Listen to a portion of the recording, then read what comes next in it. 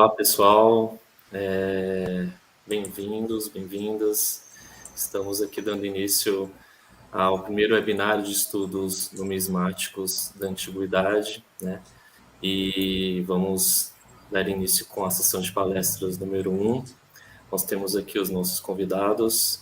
Eu me chamo Zafenati de Paiva, sou arqueólogo, graduado e mestre, né, em arqueologia pela Universidade Federal do Piauí. Atualmente técnico em arqueologia na Superintendência do IFAM em Mato Grosso do Sul, e vou mediar essa mesa, né, essa sessão de palestras. Sem mais delongas, eu quero chamar o professor doutor Carlos Eduardo da Costa Campos, né, para dar início a essa sessão de palestras. Ele é doutor em História pela UERJ e em Letras Clássicas pela UFRJ, docente de Pré-História, Arqueologia e Antiguidade, né, da Faculdade de Ciências Humanas da UFMS, membro do Museu de Arqueologia e coordenador do Atrium, ambos também sediados na UFMS, é docente do mestrado profissional em ensino de História da UEMS, pesquisador do Museu Histórico Nacional do Rio de Janeiro, com estágio de pesquisa na Escola Francesa de Atenas, ANIMA, Sorbonne e Universidade de Coimbra. Carlos, você está com a palavra agora. Boa palestra. Obrigado, Zafenati, pela apresentação. Pessoal, hoje nós vamos conversar um pouco nessa fala sobre os resultados que a gente veio desenvolvendo ao longo dos últimos 3 ou 4 anos relativos às moedas, né, e o acervo do Museu Histórico Nacional. Essas apresentações, elas fazem parte de um conjunto do projeto de divulgação, então elas já foram, algumas delas apresentadas, por exemplo, no LECA, na UFPEL, já foram apresentadas na UENG, na Universidade Estadual de Minas Gerais, e foram apresentadas também num evento do CEDERJ, da Unirio. Então, sem mais delongas, eu quero mostrar para vocês hoje esse resultado na própria UFMS, ou seja, no espaço que a gente ainda não tinha realizado a exposição, que foi deixado justamente para que a gente trouxesse os dados da pesquisa junto ao webinário internacional de estudos numismáticos da antiguidade, então, que também é um desdobramento desse estudo.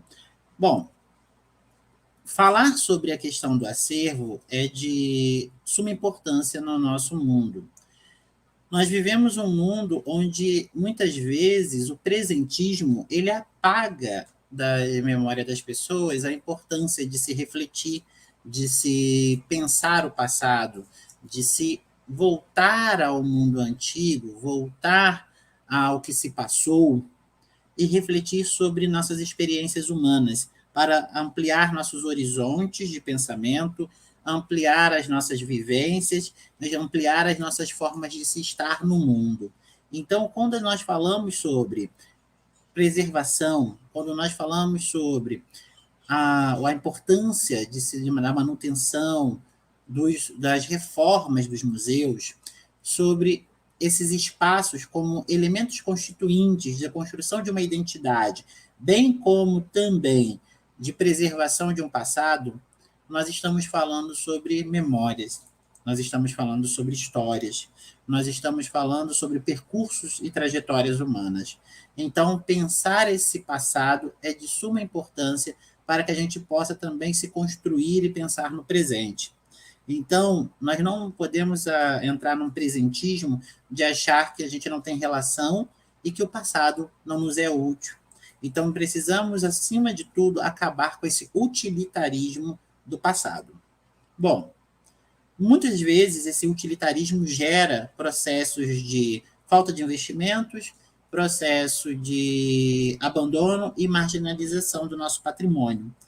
E esses processos acabam gerando aquilo que nós vimos, como, por exemplo, o incêndio do Museu Nacional.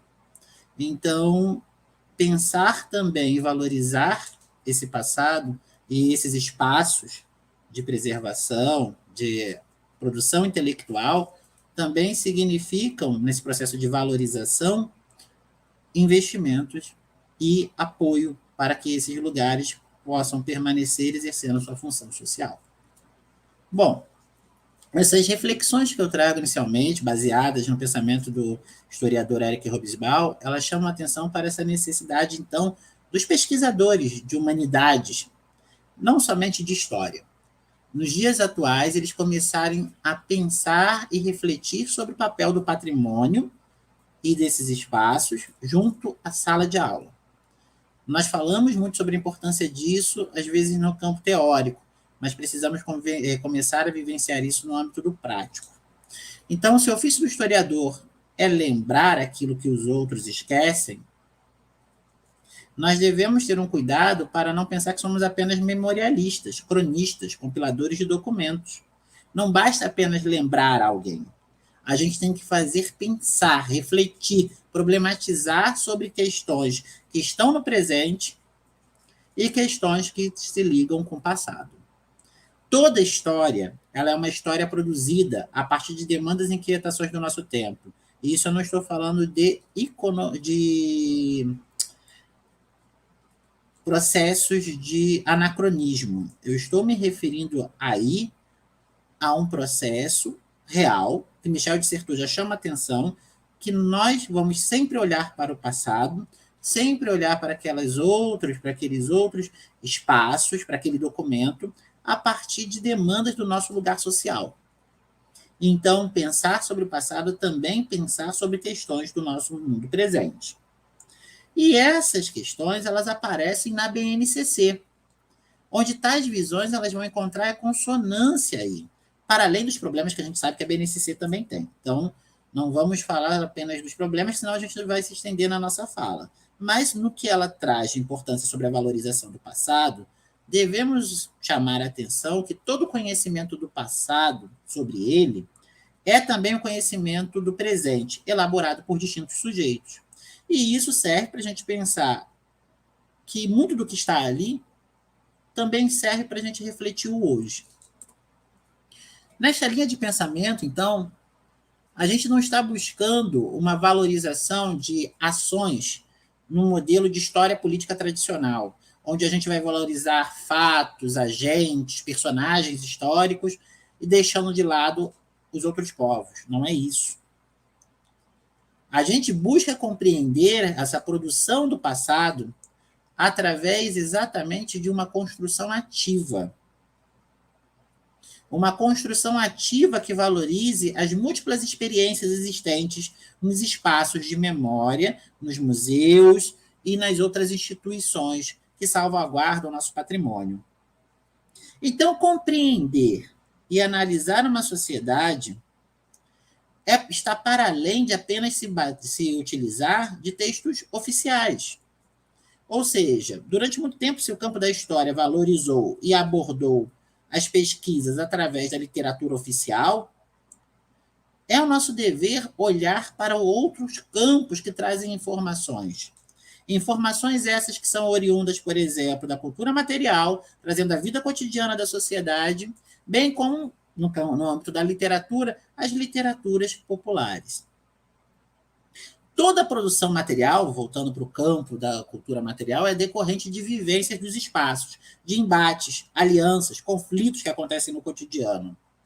E essas múltiplas formas de ser, em diferentes tempos e espaços, elas precisam ser foco numa análise histórica, numa análise arqueológica, numismática, epigráfica, porque ela transcende o âmbito da produção textual. Ela vai para além, ela diz muitas vezes, até confronta aquilo que está no texto. Assim, então, é importantíssimo para a gente produzir processos de ensino-aprendizagem, tanto no âmbito da pesquisa como no âmbito do ensino na sala de aula, que considerem a cultura material. É imprescindível hoje. Não dá mais para continuar com políticas que desconsiderem os resultados e as informações da cultura material. Assim, então, não acreditamos que os vestígios que estão oriundos dessa área e desse produto, que é a cultura material, podem nos passar informações sobre relações de poder, conflitos, tensões sociais, entre outros. Em nossa visão, então, o emprego da cultura material ele é básico não somente para a rede do ensino fundamental, ensino médio, mas também para o ensino superior, pois a interação conjunta entre cultura material e ensino-aprendizagem faz com que a pessoa amplie seus olhares na produção de saber histórico, seja ele saber histórico na universidade, seja ele saber histórico escolar no ensino básico. Diante dos temas abordados, então, no nível básico, a BNCC ela aponta, principalmente para o ensino fundamental, que é o nosso foco do grupo de pesquisa do Atrium, trabalhar com processos de identificação, comparação, contextualização, interpretação e análise de um objeto material, como fatores para estimular o pensamento. Então, isso é vital para nosso processo de ação junto às escolas, por exemplo. Vale ressaltar que o conceito de cultura material, ele também é polissêmico, ele possui vários sentidos, usos e empregos. Isso já foi destacado desde 96 pelo pesquisador Marcelo Rede, da USP. Porém, retomando um conceito que nos interessa e é a base dos nossos trabalhos no Atrium, a gente retorna, então, ao professor Upiano Bezerra de Menezes, também pesquisador da USP, onde ele define que por cultura material poderemos entender, então, aquele segmento do meio físico que é socialmente apropriado pelo homem. Por apropriação social, convém pressupor que o homem intervém, modela, dá forma a elementos do meio físico, segundo propósitos e normas culturais. Essa ação, portanto, não é aleatória, casual, individual, mas ela se alinha conforme padrões, entre os quais se incluem objetos e projetos. Então, o conceito pode tanto abranger estruturas, modificações da paisagem, como coisas. E entre essas coisas, as moedas. Então, é a partir desses debates que nós apresentamos que a gente inicia aqui nossa jornada pelo projeto das moedas com o Museu Histórico Nacional. A coleção de moedas do Museu Histórico Nacional, como vocês já escutaram nas outras palestras, ela é maior da América Latina, abrangendo uma vasta variedade de itens que não somente se destacam por quantidade. A qualidade dela é fabulosa. Estima-se aproximadamente 146 mil itens, mas a gente tem ainda possibilidade de ter uma contingente maior se a gente for considerar também aquilo que está no refúgio. Essa coleção numismática ela teve origem em 1880, então a partir da Biblioteca Nacional. E esses itens foram transferidos para um museu em 1923. E nesse contexto de diálogo entre instituições, a gente vai acrescentar doações que vieram da Casa da Moeda, do Arquivo Nacional, Museu da Marinha e o Museu Nacional. Outro grupo que também ajudou na formação do acervo foram os particulares, eruditos e colecionadores. A gente tem que lembrar que essa prática ela foi e é comum até hoje. Dentre eles, a gente chama a atenção, então, para o comendador Pedro de Andrade, que forneceu um dos maiores volumes, maior volume, né, de exemplares sobre as moedas, tanto portuguesas, brasileiras, como da antiguidade, grega e romana. Bom, as pesquisas desenvolvidas a partir de então desse acervo, aqui focando para o campo da numismática, ela vai ser centrada em 1.900 exemplares gregos e 7.500 romanos. A gente estima hoje, a partir das nossas análises, da catalogação que é feita pelo setor de numismática do Museu Histórico Nacional, que é comandado pela Paula Aranha e pelo Pedro Colares, esses dois responsáveis pela pesquisa arqueológica já estão trazendo dados que ampliam essas informações. Então, como o processo segue, cada vez que as moedas são catalogadas, a gente vai tendo novas informações e novos exemplares que às vezes vão sendo encontrados, né? Não esquecendo que a gente está falando sobre a parte do acervo de numismática e moedas, mas tem gemas, tem cédulas e informações para outras temporalidades. Então, que vale a pena você que é de outra área pesquisar. Tal acervo apresenta um quantitativo significativo de pesquisas. Eu vou destacar aqui da numismata e epigrafista a professora Marici Magalhães, como vocês viram na apresentação dela, que publicou, então, a Silogué Nomorum Graecorum, e também a Silogué Numorum Romanorum. Então, nós tivemos já 2 catálogos produzidos com descrição das moedas. Teve a tese de doutorado e as pesquisas realizadas pelo professor Cláudio Carlan da Federal de Alfenas, trazendo principalmente para o período da Antiguidade Tardia, a tese de doutorado da professora doutora Gisele Aires, que vem trabalhando com a parte das moedas republicanas, a museóloga Paula Aranha, que trabalhou também com moedas na região ali da Magna Grécia, entre outros temas e assuntos que foram debatidos. Desse modo, então, a nossa pesquisa ela passou a centrar, né, em outro campo. Vamos selecionar um escopo que fosse relativo também àquilo que eu já tenho uma trajetória de pesquisa, que seria o período do Principado Júlio-Claudiano. Então, nós fizemos um recorte entre 27 antes da Era Comum e 68 da Era Comum, e que estão nesse próprio acervo. Nosso projeto ele foi, então, sentado, debatido, passou pela aprovação do Museu Histórico Nacional a partir de 2018, e depois ele passou por outro processo aqui no FMS de registro, que vai se desdobrar nessa atividade que a gente veio realizando. Logo, o projeto teve várias faces. Primeiro, levantar os dados, análise, trabalhar lá no museu, catalogando as moedas, fazendo a sistematização das fichas que nós temos, porque tínhamos que bater os dados, análise da composição material das moedas, fotografia, tradução de legendas, revisão, formulação do banco de dados, que vocês vão ver através da apresentação do Leonardo Arguello, e inserção das pranchas. Essa inserção foi feita junto com o Luiz Miguel. Bom, então essa revisão, agora vamos passar para a fase 2 da nossa pesquisa, onde nós vamos voltar a revisar tudo, passar por uma produção dos relatórios, fazer o desenvolvimento de estudos, fazer outra revisão desse material para ir para a publicação. Então, é um projeto que se transformou em bem longo pelo cuidado que a gente precisa ter com as informações. Foi firmadas parcerias entre grupos de pesquisa e também instituições para a realização desse trabalho. Então, a própria UFMS, através do Átrio, com o Museu Histórico Nacional. O Átrio do Rio de Janeiro, através do professor Anderson Martins Esteves, no programa de pós-graduação em Letras Clássicas.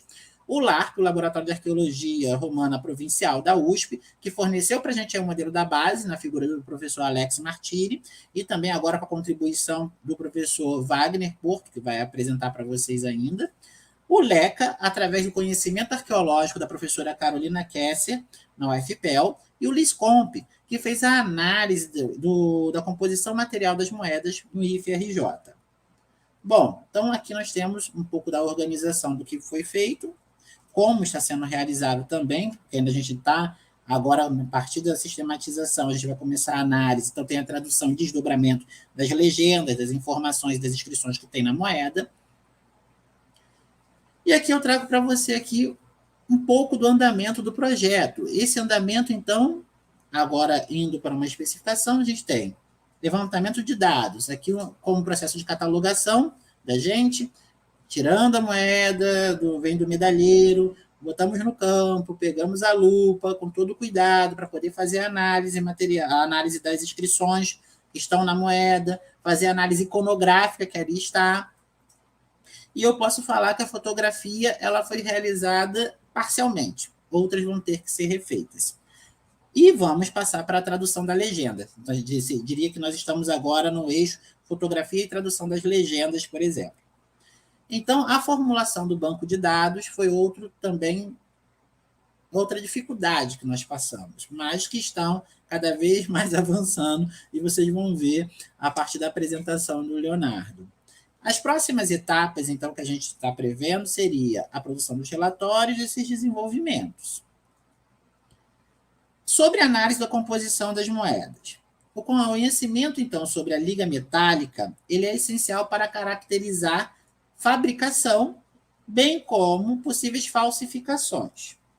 Então, isso foi interessante para a gente poder entender circulação de metais, possibilidades de onde a moeda possa ter sido cunhada, ou de onde o material utilizado possa ser oriundo, e para isso a gente recorreu ao pessoal do LISCOMP, que através da análise de fluorescência, de raio-x, da técnica do XRF, ele conseguiu fazer todo o mapeamento das moedas augustanas. Porém, infelizmente, a gente só pôde se concentrar nas moedas augustanas, porque parte deles teve nesse processo, que saiu para pós-doutorado e tal, mas a gente pretende estender isso até o período de Nero. Então, o que nós temos de dados até agora, de levantamento de composição das moedas, são referentes apenas às moedas augustanas. Aqui eu tenho para vocês aqui a ficha, a numeração de cada moeda, e a partir da numeração de cada moeda a gente tem os materiais que foram encontrados, tá? Então, isso daqui são os levantamentos que nós fomos vendo materiais sobre cada moeda, e a cada moeda a gente tem uma noção da quantidade de minerais encontrados, ou liga metálica, por aí. Agora eu vou apresentar para vocês um pouco da fotografia que foram feitas. Então, essa fotografia ela foi feita em 2018 e nós temos uma moeda que é possível a gente identificar inscrição e também observar a imagem, ou seja, a parte iconográfica. Nessa moeda, por exemplo, a gente conseguiu com tranquilidade identificar que é um AIS, foi produzido entre 11 e 12 da Era Comum. A gente aplica esse método de catalogação, onde a gente observa peso, local de produção, onde ela estaria circulando, diâmetro, a gente descreve o anverso, descreve o reverso, falando sobre o que está ali naquela imagem, trazemos no anverso as informações, que agora vão ser desdobradas. Então, para cada informação que a gente tem na inscrição, na legenda da moeda, nós vamos traduzir elas para deixar disponível. Então, tudo isso vai nos ajudando no processo também de facilitar o acesso das pessoas para que elas possam, mesmo não conhecendo o latim, compreender a informação que ali está inscrita, o que facilita para o uso da rede básica, como também auxilia os novos pesquisadores que estão na graduação, os ICs, começarem a ter não somente a curiosidade, mas também se aproximar dos temas. Aqui eu trago outra moeda, e aqui já uma moeda com uma dificuldade de leitura, que também é outro problema que a gente passou. Ou seja, nem sempre a gente vai encontrar moedas com uma legenda ou com uma imagem tão clara. E para isso a gente precisa ficar horas se debruçando, tentando observar o que ali está, comparar, pegar os catálogos, ler os catálogos, para assim a gente conseguir formular informações.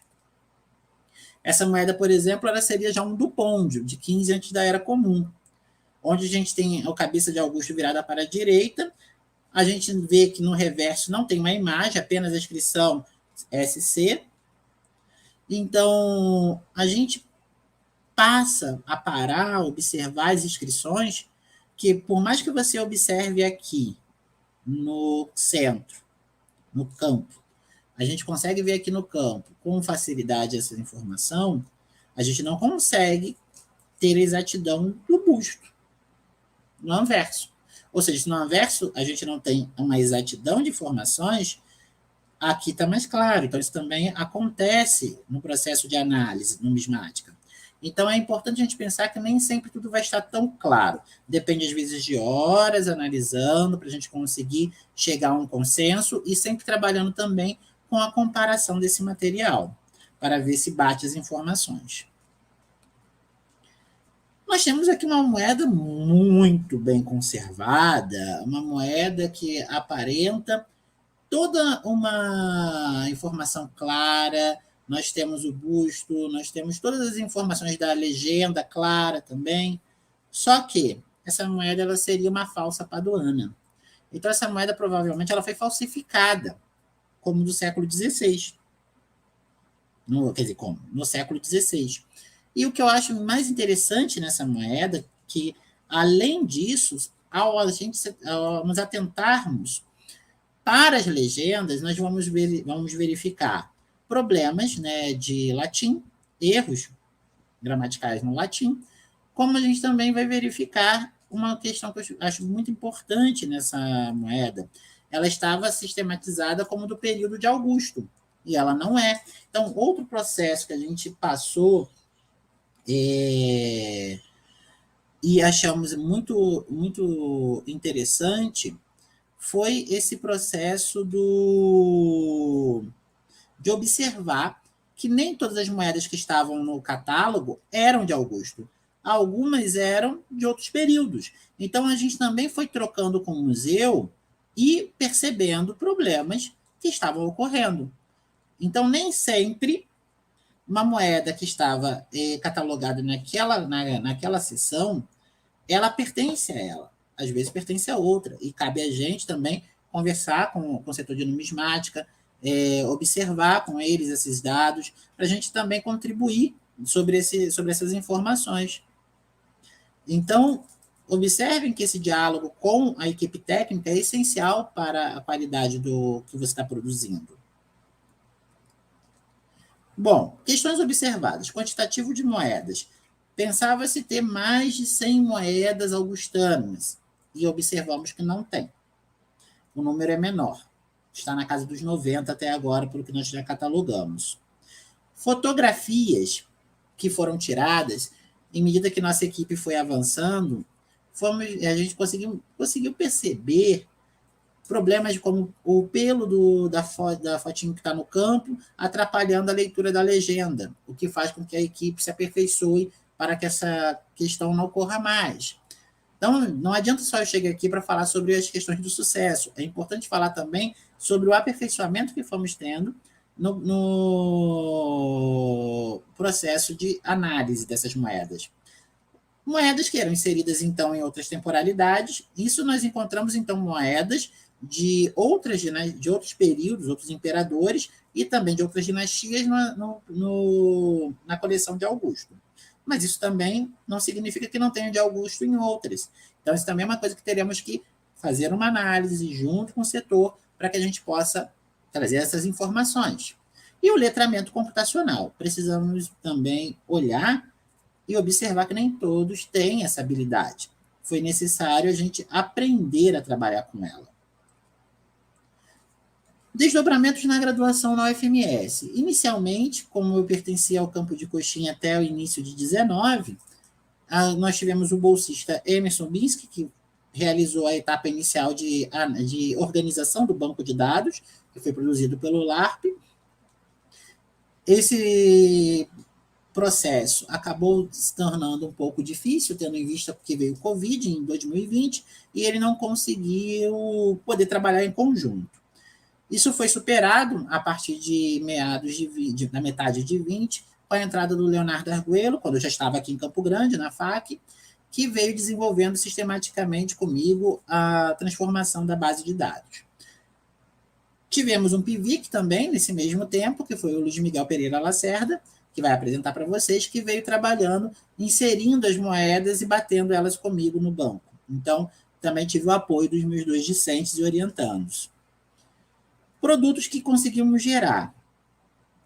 A partir da finalização do banco de dados, pretendemos, então, gerar um repertório temático, com essas imagens que estão ali contidas, a publicação dos artigos, alguns eventos e exposições, o evento webinário já é um desses resultados, e estamos tentando desenvolver também, mas com o apoio da FACOM, um aplicativo para ensino e pesquisa, onde você possa mexer no celular e acessar essas informações. Não é algo simples, mas que a gente vem desenvolvendo e atuando para que possa ser mais prático ainda o acesso.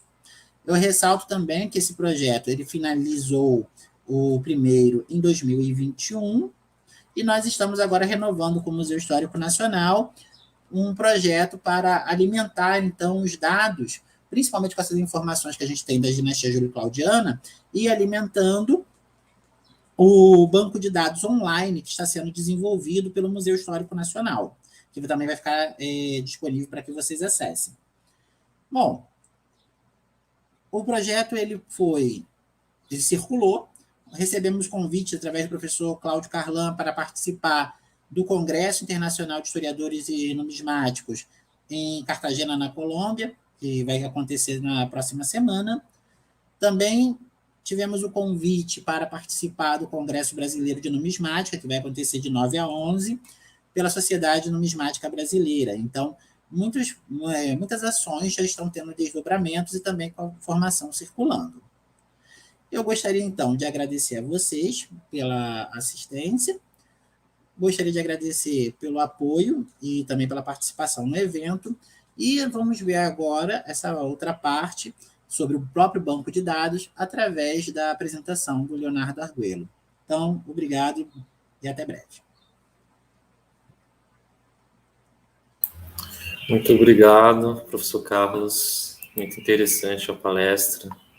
E fiquei impressionado com esse caso da moeda falsificada, né? O quanto que é importante a gente questionar o artefato, né? A gente confrontar ele com outras fontes de pesquisa e não tratá-lo como verdade absoluta. Acho que essa é a mensagem que fica.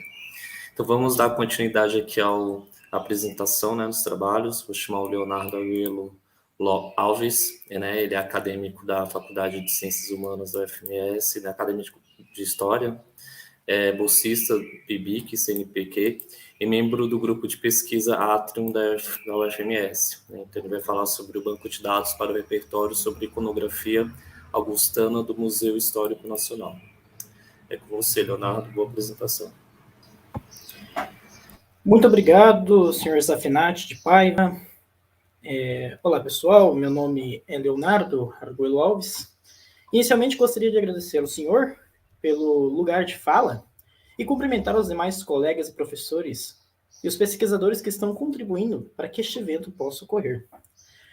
A apresentação relacionada aos atos deste projeto, intitulado Base de Dados para o Repertório sobre a Iconografia Augustana do Museu Histórico Nacional, parte 2, se vincula ao projeto As Moedas Romanas do Museu Histórico Nacional, um estudo de casos sobre as moedas augustanas de 30 antes da Era Comum a 14 na Era Comum, de autoria do professor Dr. Carlos Eduardo da Costa Campos, juntamente com o acadêmico Luiz Miguel Pereira Lacerda. Faz-se deixar público a necessidade deste projeto, que visa a publicação e organização por meio de catálogos, os estudos incumbidos sobre a numismática romana, depositados no acervo do Museu Histórico Nacional.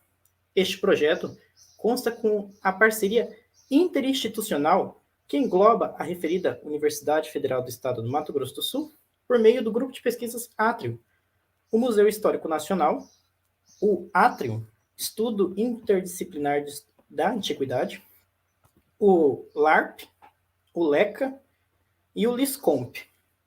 Este projeto tem como intuito levantar estudos e pesquisas acerca da antiguidade, mais específico para as moedas cunhadas no período do Principado de Augusto, de 30 antes da Era Comum a 14 na Era Comum.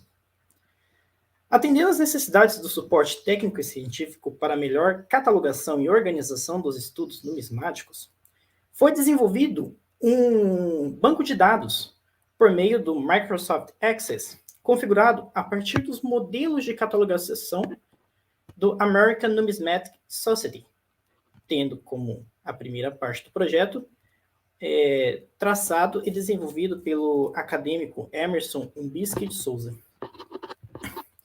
Segundo Felipe Caldeira, pode-se dizer que qualquer conjunto de dados pode, então, formar uma base de dados. Sendo assim, o conjunto de moedas, inscrições epigráficas em pinturas, são suscetíveis a um processo de análise histórica e organização tabelar em base de dados.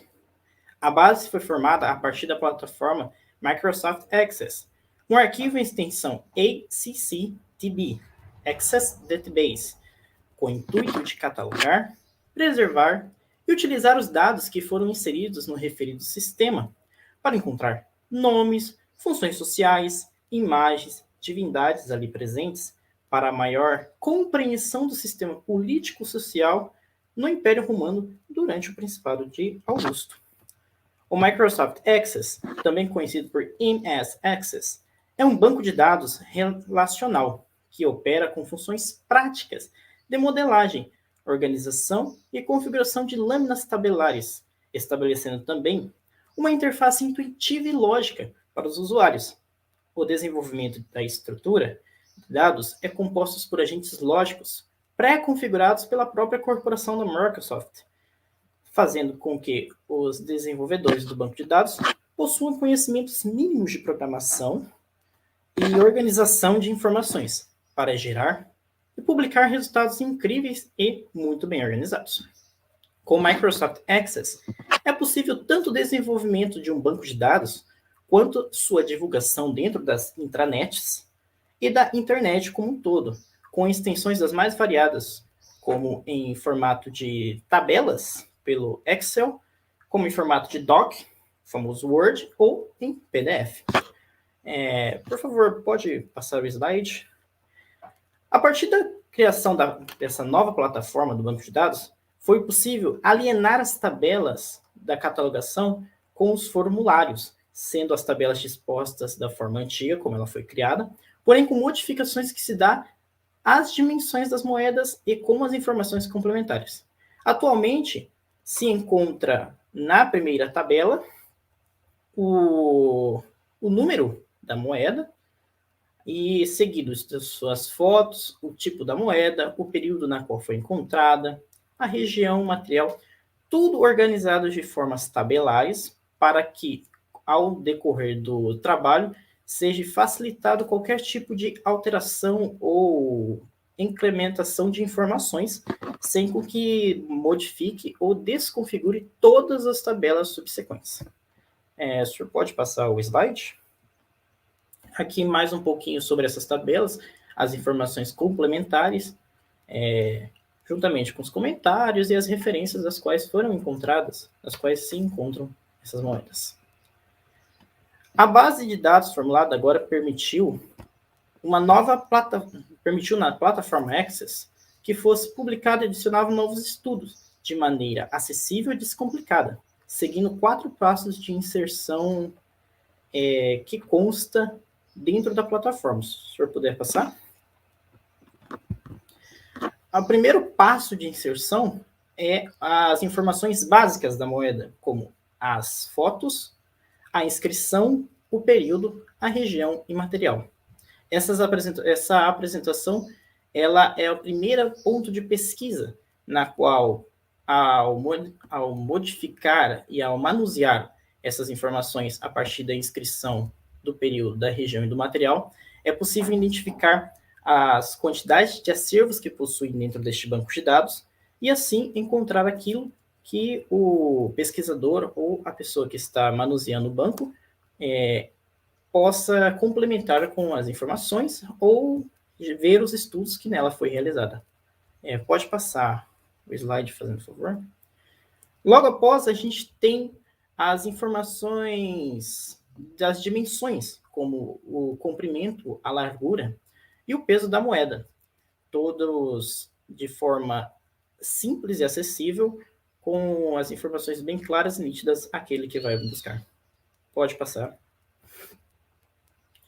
E um terceiro campo é relacionado às descrições, que tem breve comentário sobre a imagem no anverso da moeda, como a imagem no reverso, e as inscrições contidas na moeda, tanto nos seus lados anverso quanto no reverso.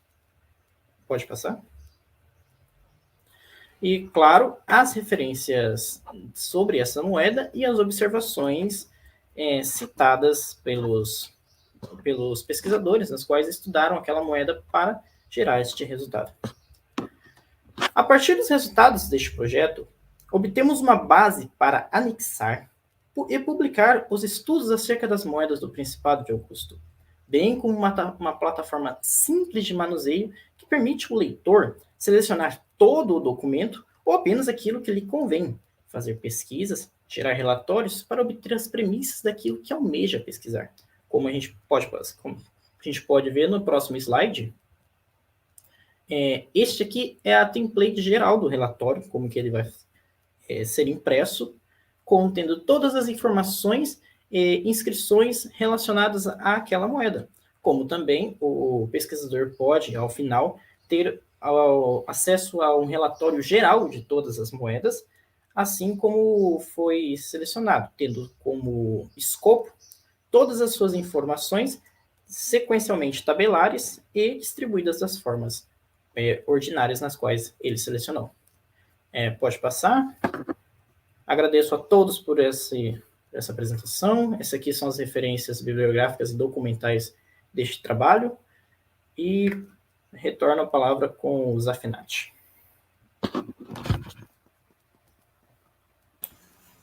Muito obrigado, Leonardo. Muito interessante essa gestão dos dados que vocês estão tendo, né? Eu reitero bastante que mais importante do que o campo é o laboratório, né? A gestão desses dados coletados em campo é de extrema importância. Então vamos agora passar a palavra ao Luiz Miguel Lacerda, né? Ele é acadêmico também do curso de História da UFMS e foi bolsista PIBIC, né? UFMS, membro do grupo de pesquisa Atrium, também da UFMS. Ele vai falar sobre ensino e pesquisa em História Antiga, estudos de numismática romana com acervo do Museu Histórico Nacional do Rio de Janeiro. Luiz, boa apresentação, a palavra está contigo agora. Meu nome é Luiz Miguel Pereira Lacerda, sou graduado em História pela Faculdade de Ciências Humanas da Universidade Federal de Mato Grosso do Sul e integro o Programa Voluntário de Iniciação Científica da UFMS. Nessa comunicação, queria apresentar os dados iniciais que estou desenvolvendo no projeto de pesquisa Ensino e Pesquisa em História Antiga e Estudos de Numismática Romana com o acervo do Museu Histórico Nacional do Rio de Janeiro, que se vincula ao projeto de pesquisa Ensino e Pesquisa em História Antiga, Desafios e Novas Perspectivas sobre a Iconografia Augustana através do acervo do Museu Histórico Nacional, de autoria do professor Carlos Eduardo da Costa Campos. Ressalta-se que o nosso projeto envolve uma parceria interinstitucional entre o FMS, via Atrium UFMS, e o Museu Histórico Nacional. Essa cooperação visa levantar questões, abordagens e pesquisas sobre a antiguidade, com direcionamento para os estudos relacionados às moedas cunhadas por Roma e suas províncias na época do Principado de Augusto, as quais se encontram no acervo do setor de numismática do Museu Histórico Nacional no Rio de Janeiro. Para que seja feito um estudo detalhado, assim como o Leonardo falou, é preciso, a respeito desse acervo de moedas, foi necessária a elaboração de um banco de dados. De acordo com Felipe Caldeira, pode-se afirmar que qualquer conjunto de dados forma-se uma base de dados. Logo, o conjunto de moedas do Museu Histórico Nacional é passível de uma análise histórica e sistematizada, que pode ser organizada em uma base de dados. Desse modo, o banco de dados que estamos utilizando foi criado com um projeto de pesquisa Base de Dados para Repertório sobre a Iconografia Augustana, parte 1, feita em 2020, e parte 2, finalizada em 2021, de autoria dos bolsistas CNPq, Emerson Bisque de Souza, e aquele que teve a fala antes de mim, Leonardo Arguello, com o professor Campos. Junto ao meu orientador, catalogamos as informações contidas nas moedas para extrair nomes, funções sociais e imagens de divindades que permitem compreender parte da dinâmica social e política romana no período do Principado de Augusto. Reiterando a exposição do professor Carlos Campos, o Museu Histórico Nacional apresenta aproximadamente 7.500 moedas romanas, segundo Maraci Magalhães, o que possibilita inúmeros estudos sobre o mundo romano, tanto para o campo da pesquisa em TCC, dissertações e teses, bem como para ações de educação patrimonial. No que tange ao campo de conhecimento, que fornece instrumentos para analisar esse acervo de moedas romanas, surge a área de numismática, mais precisamente numismática romana. De acordo com o Funari, as primeiras preocupações modernas com os estudos dos sistemas monetários foram feitas por Guilherme Budé, em 1514, com foco na antiguidade. Em decorrência disso, várias outras pesquisas feitas no século XVIII e XIX que ajudaram a consolidar o termo numismática, expressão que, segundo Funari, vem do latim numus, moeda, que significa os estudos das moedas cunhadas. Na antiguidade também podemos ver as moedas atuando em vários escopos da sociedade, participando das mais diversas conjunturas políticas, econômicas, sociais, ideológicas e religiosas. Funari ressalta que as moedas também reforçam as questões identitárias, pois a partir das trocas elas trazem consigo vários símbolos, escritas, cunhados e grafados que contavam a respeito de determinados povos de uma região. Funari ressalta que a moeda no Império Romano possui uma difusão enorme. O contato com o universo monetário penetrava vários campos, grupos sociais, interesses, ideais, objetivos e finalidades. E é dever do numismata se ater às leituras plurais que esses objetos, no caso a moeda, podem fornecer. Logo, se deve extrair significados que devem ser contextualizados, interpretados e decodificados para que possamos saber como a moeda era vista, sentida e usada pelos mais diversos objetos de pesquisa. Enfim, proporcionando uma real problematização do artefato, que possamos a partir dele extrair informações que respondam e até mesmo contestem análises às quais atendam os nossos objetos de esclarecimento, não somente das sociedades antigas, como também das indagações e cenários atuais. Para que o estudo completo da moeda seja feito, foi necessário dominar ferramentas metodológicas e teóricas a fim de auxiliar no desenvolvimento da pesquisa. Os documentos numismáticos que estamos na fase de seleção passaram por procedimentos padrões que ajudam a sistematizar de forma aplicada os materiais de pesquisa. O primeiro passo que realizamos esse ano foi a catalogação, que consiste, segundo o IBRAM, na compilação e a manutenção de informação essencial que permite a identificação e descrição dos objetos. No contexto da pesquisa com acervo museológico, A catalogação que elaboramos está associada ao processo de reconhecimento de dados representativos sobre a história dos objetos. A catalogação conta com uma etapa de registro do material, sendo nela feita a integração do objeto, reunindo dados e informações para que possamos ter o entendimento da totalidade do contexto do qual o artefato se encontra. Como vimos na apresentação do meu colega, Leonardo Arguello, e do banco de dados. Fica evidente, portanto, que a catalogação tem um papel essencial na análise documental do objeto, principalmente no campo numismático. Por meio dela, é possível fazer uma plena organização do material pesquisado e assim dimensionar e fazer levantamentos de dados e conteúdos, proporcionando assim a criação de relatórios visando estudos e publicações que abrangem as várias dinâmicas que as moedas atuam. A segunda etapa do nosso projeto, que está em andamento, é de analisar os personagens mitológicos que aparecem ligados ao imperador Augusto nesse corpus documental. Para que possamos obter resultados mais apurados em nossas investigações, se tornou necessário o uso de um método de análise documental que corresponda às especificidades de nosso objeto de pesquisa. A nossa metodologia de análise iconográfica segue a proposta pelo professor Carlos Campos. Assim, temos Christopher Haugego com o nosso teórico no livro Ancient History from Coins. A partir de Christopher Haugego, elucidamos que para tal proposta de estudo do poder mediante o aparato numismático, deve-se observar os temas referentes às manifestações do poder, o público e o receptor, a imagem e a linguagem, o tipo de moeda e o contexto de sua emissão e, por fim, os comentários. Nessa perspectiva, as moedas oficiais são expressões materiais das concepções políticas dos segmentos dirigentes, assim apresentando legendas e imagens que fornecem insights sobre os processos de domínio visual e simbólico da vida cotidiana na antiguidade. Os temas referentes sobre a manifestação do poder referem-se ao potencial político encontrado na cunhagem, quando traçamos uma análise sobre a recorrência de certas imagens e linguagens. Assim, devemos observar a disposição de certos temas como divindades, heróis, colégios sacerdotais, legitimidade e a sucessão de imagens imperiais. Em nosso caso, nosso foco são as divindades. Vale salientar que as divindades e heróis eram tópicos retóricos frequentes na representação dos governantes na antiguidade. Para Haugego, havia um tradicionalismo republicano pela coisa pública. Assim, a imagem de homens e deuses era tratada com grandes reticências nas cunhagens. Contudo, desde os finais do século II, antes da Era Comum, houve uma modificação nessa concepção. Assim, passamos a desenvolver o uso das divindades e heróis míticos como uma expressão conveniente e justificadora do poder em alguns magistrados. Logo, a associação divina nas imagens monetárias formava uma linguagem para ratificar sua preponderância social, mediante a sanção do sagrado, como pretendemos compreender no caso de Augusto. Em suma, almejamos com essa pesquisa contribuir com possibilidades de leitura para materiais disponíveis nos museus brasileiros e que tratam do tema História Antiga. Assim, pensamos em realizar atividades de educação patrimonial com as moedas do Museu Histórico Nacional em escolas do Mato Grosso do Sul, através do projeto de Arqueologia, Epigrafia e Numismática do professor Carlos Eduardo da Costa Campos, em 2022. Eu finalizo assim minha fala e agradeço pela atenção.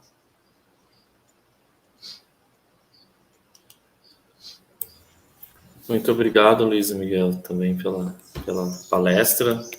É muito importante essas análises, né, essas questões serem levadas à sala de aula, né, para o ensino básico, tanto infantil e ensino médio. Bom, parabéns aos três, né, os temas foram muito... Os temas se coadunam, né, e são bastante específicos, né, cada um na sua natureza ao que se propôs, né, a analisar. Eu queria perguntar, né, primeiro ao Leonardo, se ele já tinha tido, né, algum contato com estudos numismáticos antes da graduação e qual tem sido a dificuldade para ele, enquanto acadêmico, lidar com esse tema. Assim, não é um tema tão difundido, né? Assim, é um tema bastante curioso, né, para muita gente. Eu queria saber da sua vivência, né, enquanto acadêmico, enquanto pesquisador, né, junto a essa categoria de material que você tem analisado. Olá, professor, mais uma vez. Quanto à pergunta do senhor, de maneira profunda, nunca havia tido contato com numismática antes da academia. Eu havia, sim, passado por um estudo, principalmente da língua latina, dentro dos atributos daquilo que eu vinha praticando antes da faculdade. porém passei de maneira muito breve. É algo que me chamou a atenção no passado, mas de uma maneira muito simples, muito ordinária. Aí agora, na universidade, com o acervo de pesquisas que o professor vem desenvolvendo, eu comecei a estudar cada vez mais esta área e me interessei, estou me interessando ainda mais sobre estes estudos.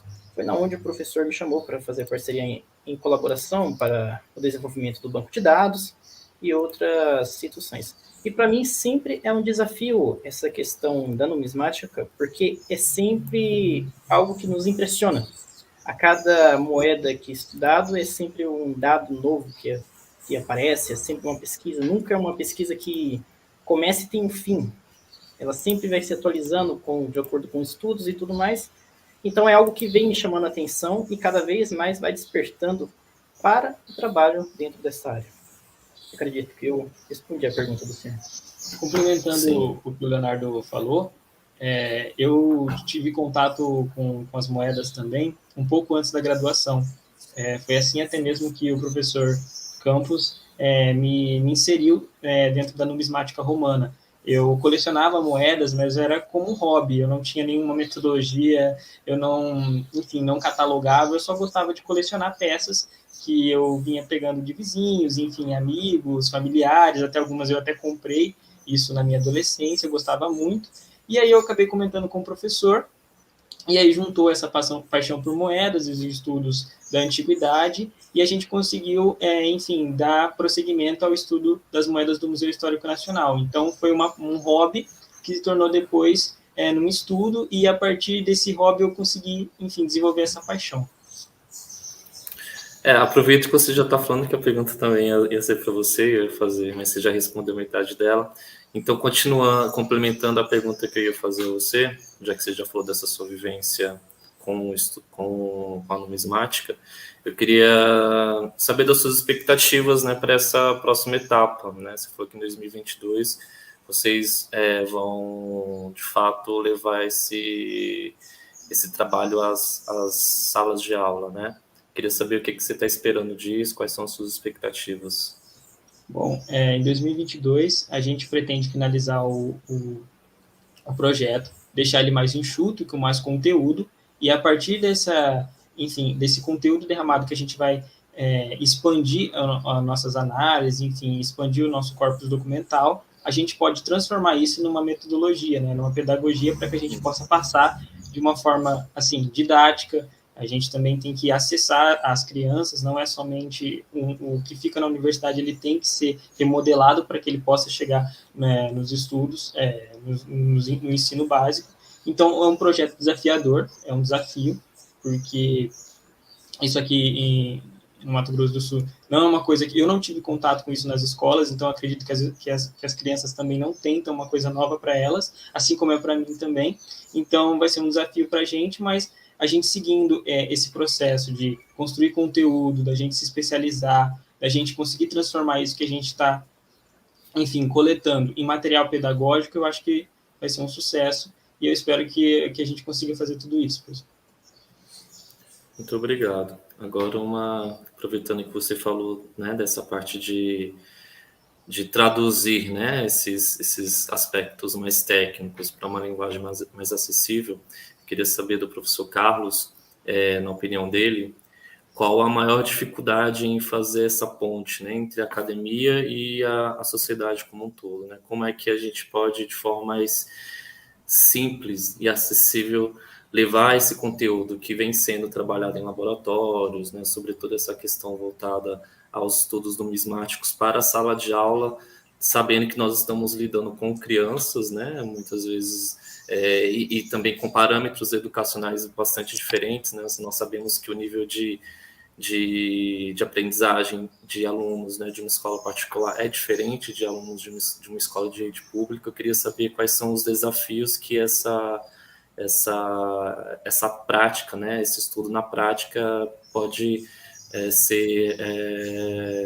vocês podem se deparar, né? E queria que você falasse um pouquinho sobre essa tentativa, né? Por favor. Então, Fenati, trabalhar com crianças já começa o primeiro desafio, né? E trabalhar com crianças em contexto de pandemia é um desafio maior. Então, a gente veio encontrando várias frentes para atuar, várias frentes e vários desafios, questões a serem superadas. Essas frentes começaram já a ser realizadas de forma piloto desse ano, né, onde o Museu de Arqueologia da UFMS, o MUARC, a gente trabalhou com um projeto de arqueologia nas escolas. Então, nós focamos inicialmente nos estudos de pré-história. Então, a gente levou as maquetes, levou o vídeo do museu e começamos a passar um pouco para eles sobre questões de patrimônio material, patrimônio sul-mato-grossense, do contexto pré-histórico.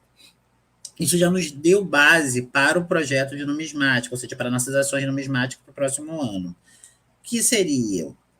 Primeiro, eles precisam ter uma reprodução desse material para que possam tocar. Eles precisam tocar, eles precisam sentir o objeto. Então, ver as crianças, quando elas tocam na maquete, mais do que ver, elas começam a questionar. Mas essa enxada, como que ela faz isso daqui no campo? Para que esse balde? Só que eles precisam estar tateando, né? É uma fase ali, pegando ali do 4º ano, Fundamental 1 e o Fundamental 2, 6º ano do Fundamental 2, a gente vê essa necessidade deles. Então, uma das questões que eu já vejo é a necessidade de produção de material vetorizado, imagem e tátil, que ele toque, que ele possa pegar, para que ele possa brincar com a moeda e assim pensar.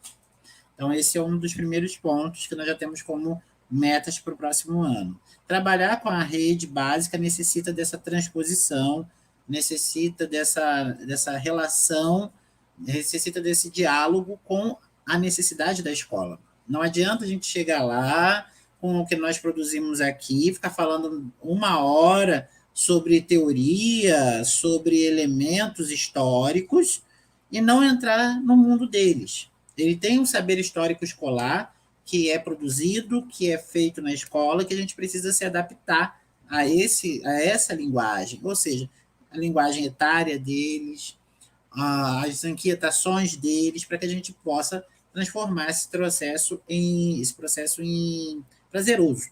Não ser uma coisa meramente de protocolar. Eu chego, apresento, falo meia hora, as crianças ficam sentadas olhando para a minha cara e pronto, né? Então, não é esse tipo de aprendizagem que eu busco.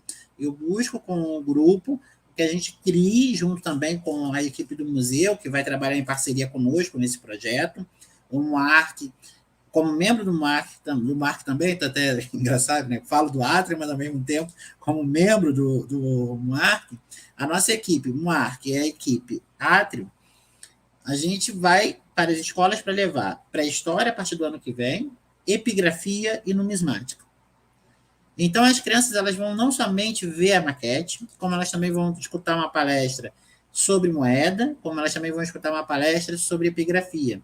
E aproximando ela das realidades da vida dela, o dinheiro que circula na mão dela, o dinheiro que está, a inscrição que está lá na portinha, na entrada da escola, né? Falando quem fundou, quando foi isso, essa informação epigráfica que está ali grafada, só que agora no metal, não na pedra. Tudo isso daí vai se transformar numa forma da gente aproximar esse aluno. E réplicas das moedas do Museu Histórico Nacional, transformadas em objetos, né? Pela impressora 3D, a gente vai passar a levar esse material para que eles possam tocar. Então, a gente agora está fazendo parcerias, está buscando dialogar com essa galera para produzir esse material em larga escala, para que a gente possa abarcar todas as áreas, né? Todas as escolas, mas sempre com foco, nesse momento, ensino fundamental. 4º e 5º ano e 6º ano do ensino fundamental. Então, é mais ou menos os períodos que a gente pretende atender. E fora isso, além dessa parte da linguagem, dos objetos, desse método que a gente vem desenvolvendo para aproximar com eles, o diálogo com as HQs. porque diálogo com HQ, diálogo com imagens, botar imagens de moedas num quadrinho. Então, isso já aguça ele, dependendo da faixa etária, que esse quadrinho também possa ser apropriado, ele já vai buscar, ele já vai olhar, e ele vai se aproximando dessa área de estudos, tanto da numismática, como da epigrafia, como da área de arqueologia, em consonância com outras áreas também, outras linguagens, outras linguagens, como a linguagem quadrinística. Então, eu tenho feito essa ponte, juntar quadrinhos e cultura material, e aí sim, a partir desse interesse do aluno, a gente vai mostrando pedacinhos de documentos da antiguidade, literatura da antiguidade. Então, com a literatura da época, olha, nesse HQ ele fala isso, olha o que lá atrás Heródoto falou, olha o que lá atrás Tito Livre falou sobre isso, vamos comparar aqui. E ele já vai tendo um letramento também sobre isso. Não é fácil, porque o tempo é curto, às vezes nós temos 40 minutos com cada turma, então a gente precisa ser breve na fala da gente, mas é um processo que precisa ser feito. Mas não é por a gente ter um desafio que é o tempo, a gente também não vai fazer, né? Então a gente veio com uma política de que tempo e problemas a gente sabe que há.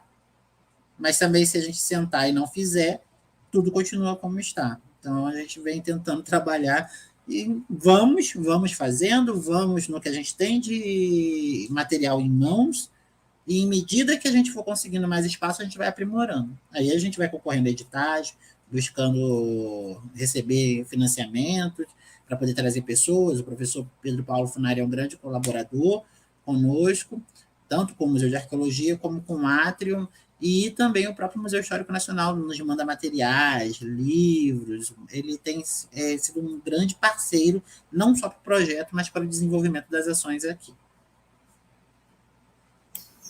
Muito obrigado. E como você falou, o tempo é curto, mas eu acredito que para vocês, né, que estão lidando com isso diretamente, acho que não há maior recompensa do que você sair de uma experiência dessa em sala de aula e ver a curiosidade, né, estampada nos olhos das crianças. Acho que você plantar a sementinha, né, da informação ali, já vai levar para casa, já vai ficar mais entusiasmado, vai querer pesquisar sobre. Quem sabe daqui a uns anos não vai estar apresentando, né, um trabalho voltado para esse tema aqui, não sei que edição de outro webinário como esse. Mas muito obrigado pelas considerações de vocês, eu desejo boa sorte, né, às pesquisas, que vocês continuem contribuindo, né, com esse processo de aprendizagem, né, essa construção de informação que a gente tá vendo aí, que vocês já estão bem avançados. E agora eu deixo a fala livre, né, para quem quiser falar alguma coisa, enfim, que não foi falado aqui, sintam-se à vontade. Bom, eu agradeço pela mediação e agradeço a todos que estão aqui nos assistindo e desejo a vocês um bom evento. Até daqui a pouco, na próxima palestra.